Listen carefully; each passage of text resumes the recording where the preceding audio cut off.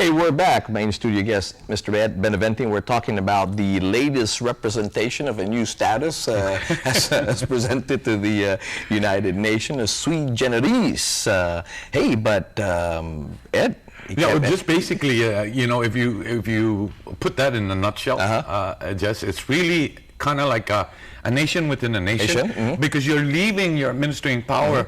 Plenty of powers in place, so they can at any time, preempt anything. But again, playing the devil's advocate here, it must be a good status because the folks from New Caledonia they maintain their French citizenship, okay? They maintain their French passport, and they take part in legislative and presidential election. But what part do they take in their legislative and presidential elections? Absolutely. Do they?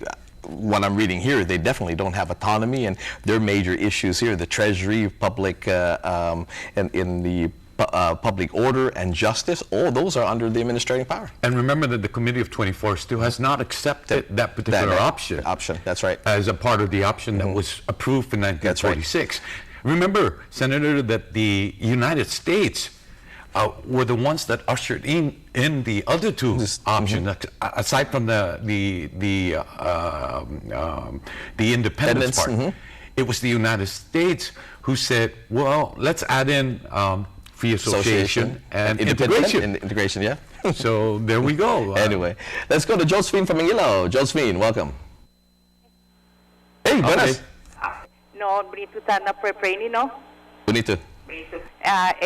Edi tautaw ni yung sasangan ni yung mga no para sa United Nations, no kogwida si talo na tautaw di ayangin manat si election mo sasangan na hadi pa fangan na jampan hadi tu po fangan na kogwida si na tautaw. Believe so. Good. We did the pollster, and what the caller basically is saying is Dr. Harmon is the same person, same pollster, and again, in elections we hear him a lot of. And I'm glad you said poster, because in his presentation as well, he added also that the majority of our people believed in status quo, and he said that was done in a poll. But I was looking at the 1976 poll, Jess, and the 1982 poll. Status quo only gained 10% on both instances. So I don't know where he's getting his poll. So if he can answer that question, we had two polls and that had both the Commonwealth and statehood second, and I believe status quo was really behind in the polls, 10%. Yeah, well, this status, when I'm reading this on what they have, New Caledonia, it gives us a little bit more, but in basically it keeps us status quo. Yeah. Okay, so we get a little bit of vote here and there, and then it says you take part in legislative activities. Well, what part? I mean, we have a delegate, but she takes part, but. Definitely not a major part. But I want to assure our people, those who are eligible to vote for this exercise, please, we cannot continue to have people who are not eligible talk on behalf of us. That's right. We have to do it ourselves. That's right. Let's go to Ron from Talafofo. Ron, good evening. Hi. Hello, Ed. Jess. Ron Tehan here. How you doing? Doing good. Until I learned about Ron McNish's presentation on, I'm not sure whose behalf. I know it wasn't mine, my family's, and I don't speak for anyone or other than myself, but... Threw you out there already of that. No, when you go to the United Nations as an expert witness, and as Ed knows, I've been there many times, it's by invitation, and it's usually by application and credentialing ahead of time. So this didn't come out of the clear blue. There had to be some kind of maneuvering somewhere to get Ron in there, McNish, that is. Not me.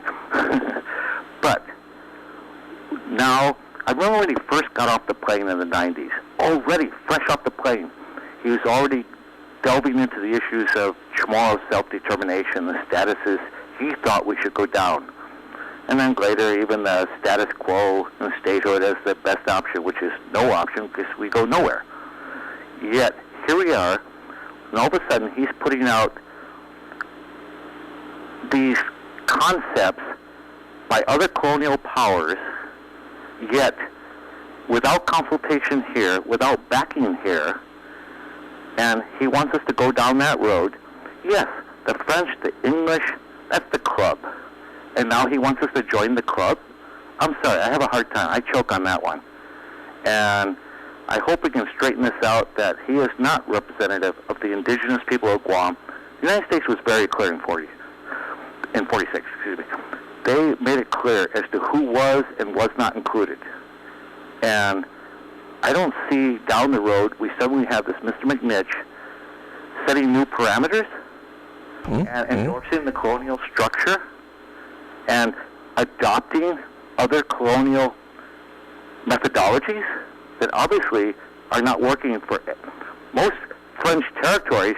Didn't exactly leave peacefully. They left under very dire circumstances, and the Kanaki continue to be in dire circumstances. And now we're going to adopt this? I'm sorry, I'm choking on that. Anyway, Ron, thank you very much. I appreciate that. We got to take a break right now. Come back again. More of that, and we'll talk about just that, because he's baffled. We can start ruling out people now as we do that. We'll be right back.